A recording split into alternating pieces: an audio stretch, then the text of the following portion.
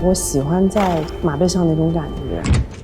小时候从来没想过自己能成为一名飞行员，对大海的那种渴望一下子就被唤醒了。也希望更多牧民家的孩子像我一样，做自己喜欢做的事情。我想把家乡的马文化带给更多的人。很享受能把这些快乐带给他们，也感谢自己当初的坚持吧。一定要把新疆的美带回去啊！我想，每一个在城市待久的人，都会向往旷野。就比如我，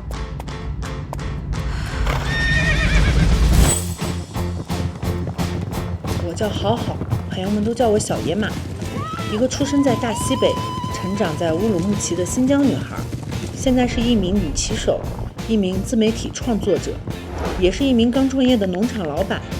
我的农场以马为主题，坐落在南天山脚下，没错，就是那个汇聚了雪山、草原、森林等奇绝景观的传奇山脉。信马由缰，天地入化。现在欢迎来到我的世界。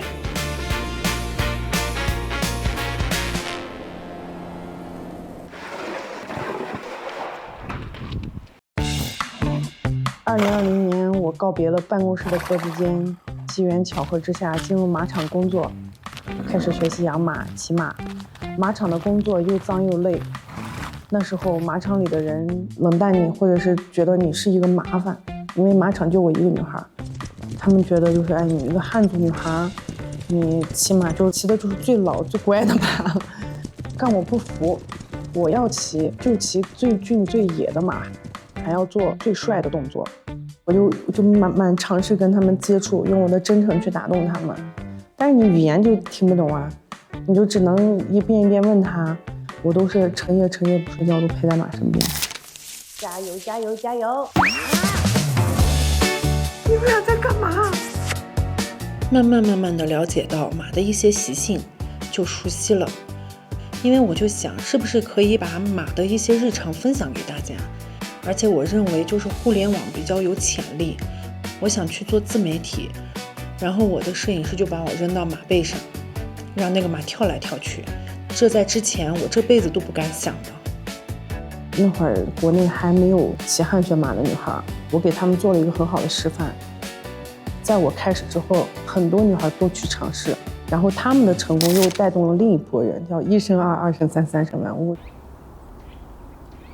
你第一会儿骑的时候，你别觉得他会往前冲，你就稍微把他拉着就行。你看像他一样就坐着，你看立的时候把一个手抓前面，一个手拉缰，你的头稍微给他一些。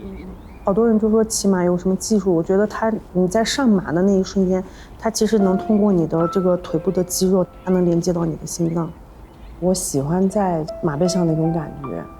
很多人在我一开始的视频里评论你是不是富二代啊？好像只有你有钱才能骑马，你必须长得漂亮、身材好才能骑马。但骑马不应该这样，它是自由的，不被限定的。当你在辽阔草原上策马扬鞭，你能听到风的心跳声，你会觉得你的人生是开阔的。这种自由的力量会持续给你能量。我当时就想，我想让更多的人感受到这份力量。那我为什么不自己建一个马主题的农场呢？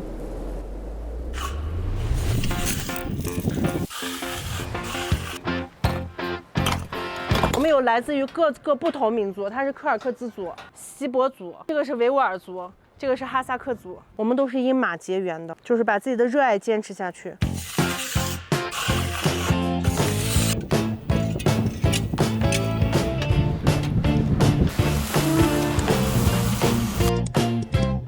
左边这个是一个咖啡厅，然后那边呢，我们正在种爬藤月季，还有一些小动物，然后那边会搞一个小沙坑。新疆来旅游的那个宝妈们，她们就可以把孩子放在那儿，这边边喝咖啡，让他们边在那边玩沙子。在我们心里，马不是那种高高在上的，而是在我们这个祖祖辈辈的生活中，它是离不开的。现在有很多游客来新疆，他就是为了骑马、看马，所以我希望我的农场能把这里的马文化带给更多的人。我的初心就是将马术做得像舞蹈、健身一样，不再跟大众的距离那么遥远。现在虽然小农场还没有完全建好，但业务已经先做起来了。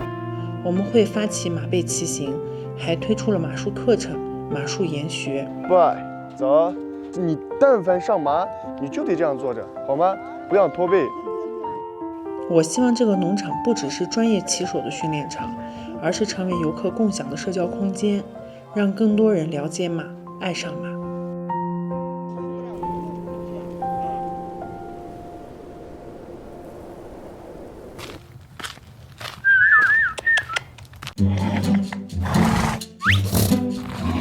来，迪奥，这是一匹阿尔洛夫，德国的温血马。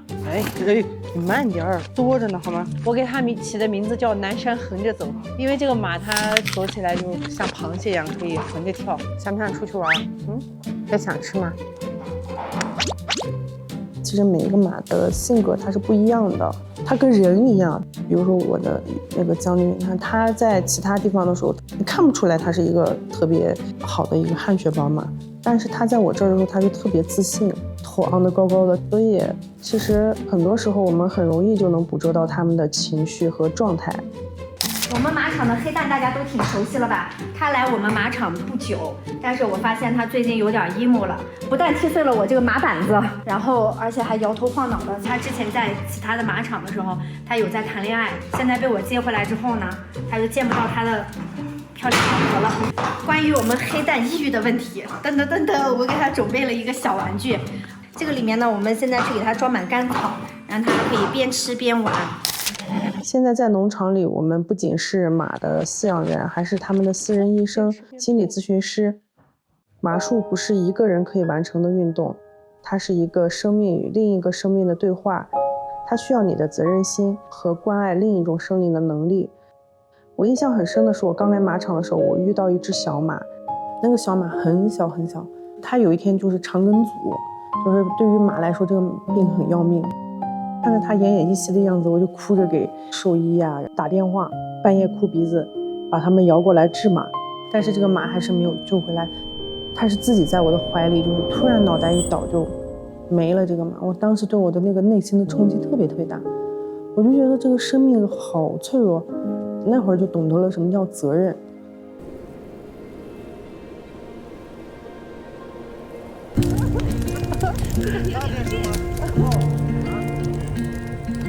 希望我们在未来的第一场马术表演中能获得精彩的掌声。来，干杯！加油！现在我的农场已经有8匹马，6个人，都是我的好伙伴，大家都热情真诚，就和这片土地一样。我也去过北京，我也去过成都，我也在西安待过，但是始终我感觉我的根儿还是在这儿。一个人的价值从来不是有多少钱，而是要看他为脚下的土地、身边的人做了什么。因为有这么好的一个场地，这么好的一个自然风光，我们是不是也可以帮助周边的这些农牧民带货呀？手机变成新农具，直播变成新农活。现在通过手机呢，就能让全世界各地的人了解到我们新疆。了解到我们这个相关于马的这些文化，相关于养马的这些生活。Hello， 大家好，我是正在建农场的小野马。因为有五湖四海的各种客人来到新疆找我玩，看这是从上海来新疆游玩的2个牛仔，今天来找我吃马。现在是晚上的8点钟，你们在新疆玩的开不开心？开心！一定要把新疆的美带回去啊！马背上丈量的是草原的辽阔，是自由的回响，自然在你面前展开，生命诉说着它本身的重量，这是我热爱的地方。远道而来的朋友，希望你也喜欢。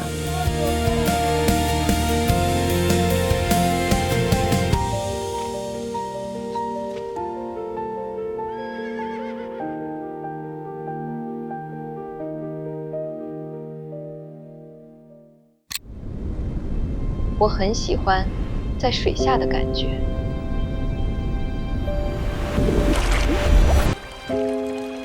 然这里距离最近的海洋都超过了2000公里，但我心中对大海的向往从未冷却。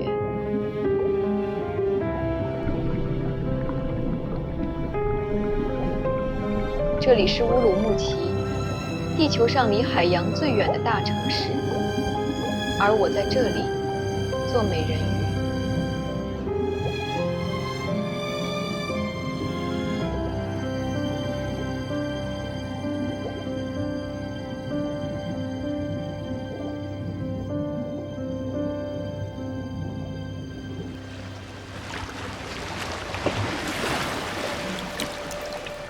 我叫纳蒂热，维吾尔族姑娘，是乌鲁木齐海洋馆的一位美人鱼表演者兼讲解员。选择这份工作，可能是因为新疆人对大海的执着吧，喜欢水。尤其是我出生在喀什，东边就是一望无际的塔克拉玛干沙漠。小时候经常在电视、电影里面看到大海，一下子被震撼到了，就觉得很纯净、很治愈。当时就想，长大以后我一定要去海边看一看。大学毕业那会儿，看到乌鲁木齐海洋馆在招人，因为当时跟我说的是有一个岗位是讲解员，但是需要潜水。然后我当时第一反应，潜水啊，感觉身体里对大海的那种渴望一下子就被唤醒了。后来我知道，潜水是为了美人鱼表演。我的脑海里一下就出现了很梦幻的画面，阳光像碎金一样洒在水里，五彩斑斓的鱼群轻轻摆尾，在安静又广阔的蓝色世界里和海洋精灵一起呼吸。这简直是我能想到的最浪漫的事情。不过想象很浪漫，现实却很骨感。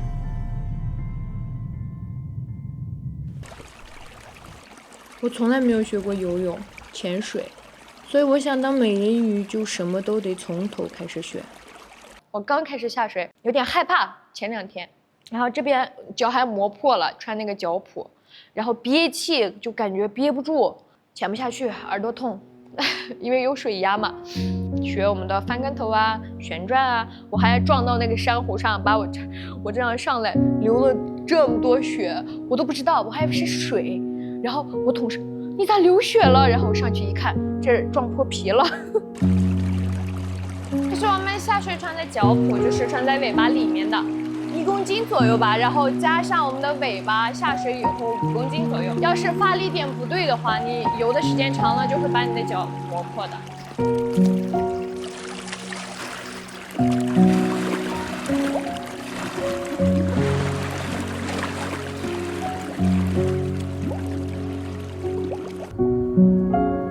你要一直练，每天都要练个2个小时，每天下水。他那个伤口还没有长好，就要下水，然后就会那个伤口会留个小疤。然后我们主管说没事儿，这就是你美人鱼的勋章啊。然后我觉得是哦，要是别人问这是有个小疤，我说我年轻的时候当美人鱼的留的疤。稍微累一点，稍微累一点。你看，两个人换气的时候还是慢一点啊，同步一点。你看，这个时候你看两个人摆手，你看你摆上了，你两个人配合着呢。下水的时候，我会把同事和我的表演都拍下来，我就一直看那个视频回放，仔细研究自己的动作，甚至是表情，然后看那些细节哪里不一样，就是那样，就是一步一步改嘛自己的问题。亲爱的游客朋友、可爱的小朋友们，大家下午好！接下来请欣赏精彩的水下表演，来自海洋的祝福。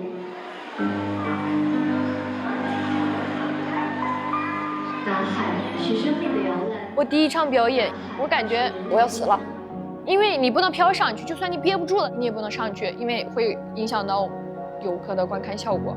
然后我硬着头皮游完了，我游完到那个台阶，我边拖尾巴就边开始哭，真的是那种放出声音的哭。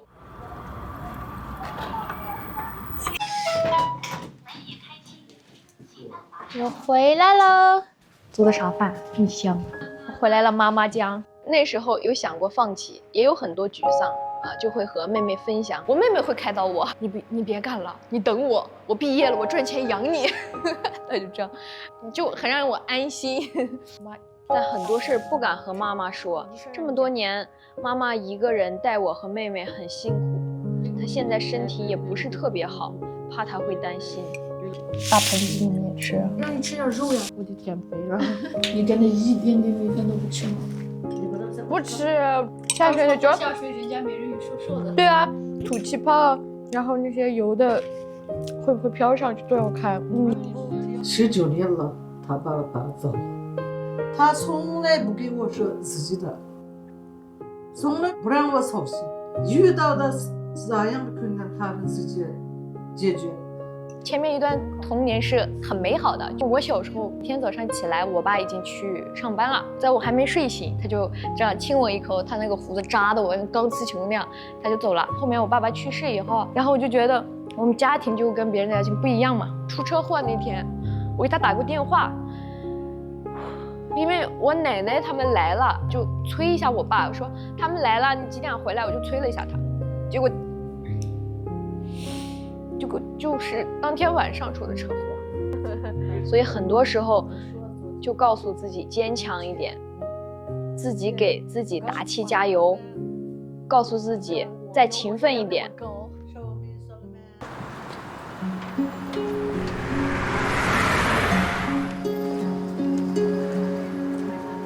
我告诉自己，越怕什么就应该越去直面什么。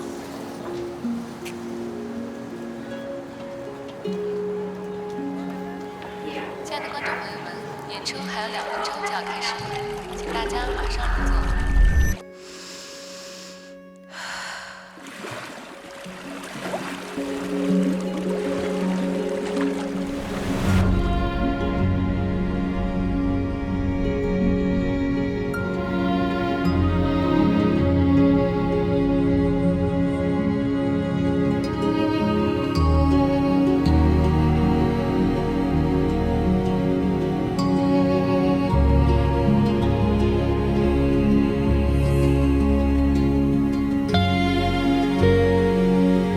现在已经开始学会享受了，就是在水里面吐圈圈啊、吐泡泡啊，就觉得挺有意思的。还有小朋友啊，有些小朋友特别喜欢美人鱼，然后你这样游过去跟他打个招呼，他就会很开心，就是眼睛亮亮的这样看着。那天就有个小朋友，我跟他打招呼，他这样看着我，就觉得很治愈，很享受，能把这些快乐带给他们，也感谢自己当初的坚持吧。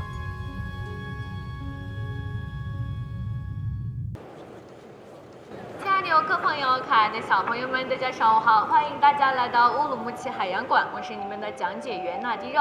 希望通过我的讲解，能让大家了解到更多的海洋知识。在扮演人鱼之外，我和我的同事们还是海洋馆的讲解员。我们不仅要讲述五彩斑斓的海洋世界，也会讲述新疆的水系和鱼类。这个边展出的就是我们新疆3山加2盆的独特地形。3山加2盆指的就是北部的阿尔泰山、中部东西横贯的天山，以及南边的昆仑山。我们现在的游客大多数来自于新疆，也有很多新疆本地的小朋友。我每次讲解完，会有很多小朋友记住一些他们没有见过的那些鱼类的名字，还有生活习性，也会增加一些海洋知识，然后我就会觉得很有成就感。看着他们，就像看到了小时候那个向往大海的自己。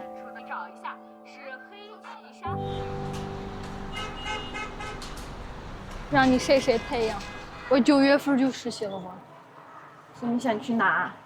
毕业以后我想去武汉。爸，我想去武汉。给你拿个预防针的。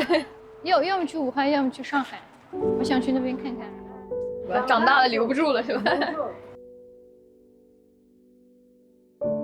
小的时候，他们小时候我们觉得可快长了，他们长大就我们舍不得了，太大了，时间过得太快了。他们小一点就不行了，主要是，他们小就跟我们一起过，长大就飞了。现在感觉一切都在往好的方面发展吧。我妈现在也在这边嘛，我就想到，至少我稳定一点，然后我妹妹想去，她想干什么她就能干了，至少还有我在她后面，有这种想法。到了，就在前面了，一会儿看我表演吗？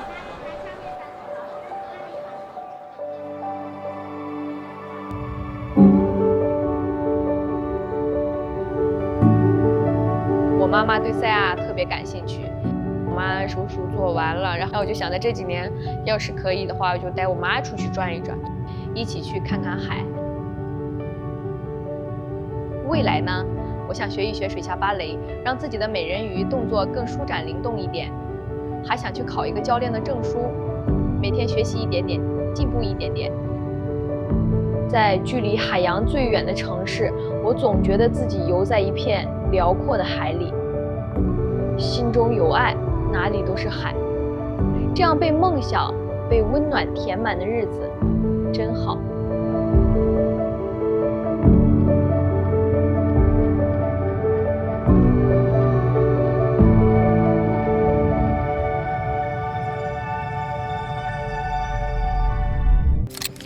伊犁有多美，只有上天才知道。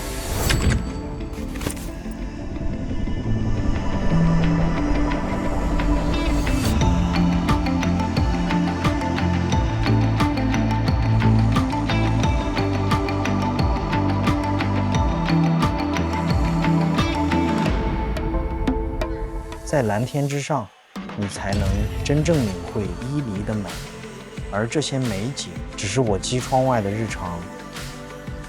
我叫米尔别克·特留别克，同事们都叫我小米，家里世世代代呢都是木米。而现在，我是一名通航的直升机驾驶员。好哦，有点，天哪！天哪！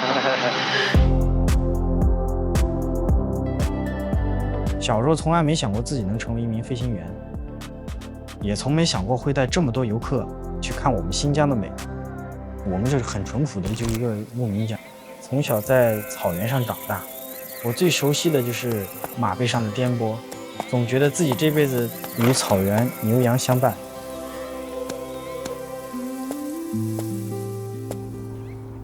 所以成为飞行员后，我一直有一个愿望，就是接家人过来，带他们看看我工作的地方，再带他们从天上看看我们的家乡。现在已经7点45了嘛，今天航班要提前，然后估计还有20分钟就到了。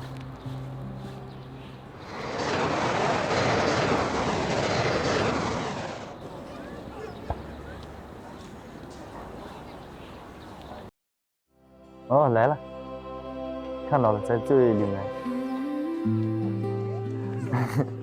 啊，是我。你说？哎，对。啊，热。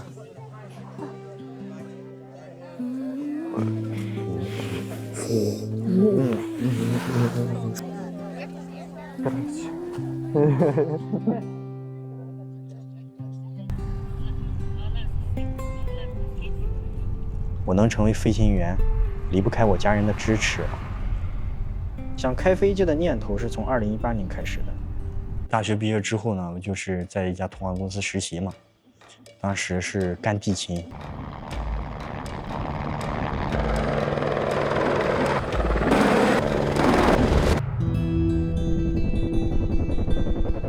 每天看着飞行员驾驶着飞机起降，说实话，心里是特别的羡慕。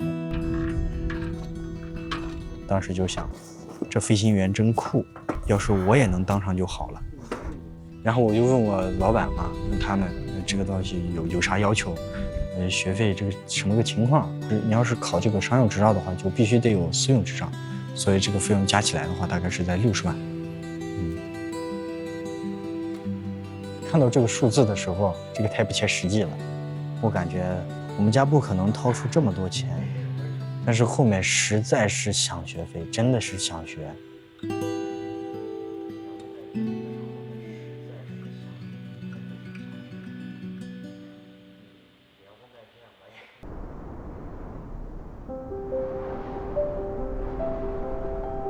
爸妈飞机都没坐过，一听我要学开飞机，一下愣住了。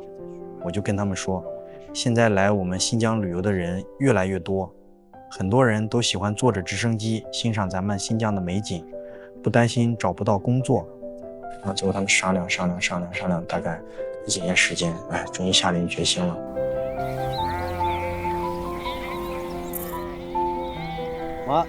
Дегенде сол малды аударып болсын дегенде енді өзіміз малшы одан соң ұқса керек сол мынаған пижи немесін үйренсем деп қызыққан соң ол ойымызды өзгертіп қайтадан осы ал дегенде шөп үйін табу үшін малымызды саттық. Бір 50 сиырымыз бар болатын, оны саттық. Қойымыздың төлін саттық. Түйеміз бар, оның тайлағы деген сияқты, бота деген сияқты ақшасын төлеу үшін соның бәрін саттық. Біраз құраған ақшамыз бар болатын, оны төледік. Оны ішіміз ашыған жоқ, өйткені бір баланың болашағы. 我们家现在可能留了1、2头牛，然后剩下都卖了。现在主要养骆驼，产奶嘛。我们家也是比较这种沉默寡言。我爸还是一副那种表情，就是很严肃、很无关紧要的那种表情，能够特别清楚的知道他们有多爱我。当知道自己真的能学飞的时候，第一时间我是真的确实是高兴，第二反应也是比较担忧啊。万一说到时候我飞的时候表现不好，被教练砍出去了，就不喜欢我了，还是怎么样？我们在任何飞行中，基本功好了，任何动作学起来都很快。当你基本功不好的时候，基本上你就学不出来。在我们悬停的时候，我们在接地，什么时候最难吗？其实刚开始第一次练的时候，我们练的是那个悬停，空中悬停。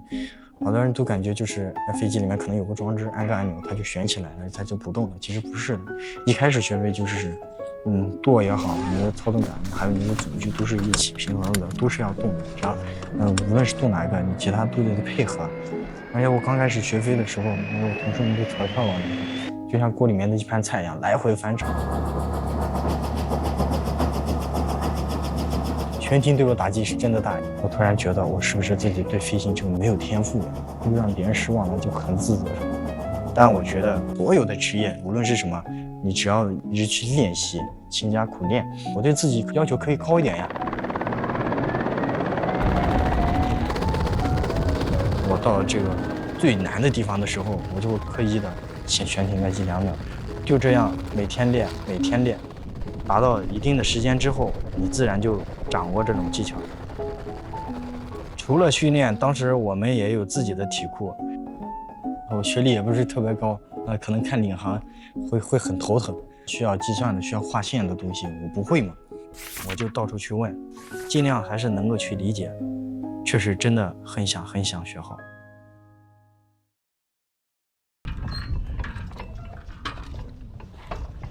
我很清楚记得2024年6月，我终于成为了一名正式的通航直升机驾驶员。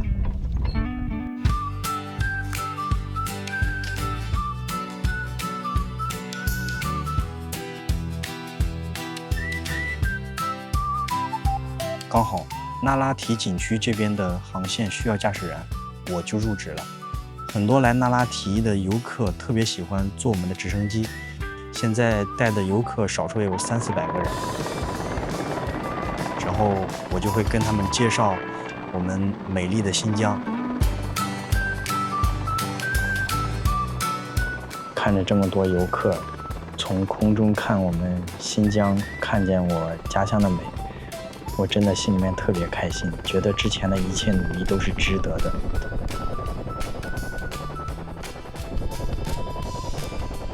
我们从广东来，风景非常优美。在空中看这个那拉提的感觉，视野非常开阔，一下子整个草原都看清楚了。不游新疆不知道新疆之美了，祖国的山河秀丽，确实是这个新疆的这个风景呢。那时候学飞的时候，就是天天幻想能够让我父母，让我家里人在我身边带他们飞一圈，那该多好。尤其是我弟弟，因为我弟弟他可能在班里面，就会说，哎呀，我哥是飞行员了。说实话，他也有点小骄傲，其实我也挺开心的。Мен істейтін орным ана жерде. Ана жерде. 300 метрдік жол, бірақ та біз тікұшақта ана жерден ұшырамыз. Aylanıp bir sezinlikler.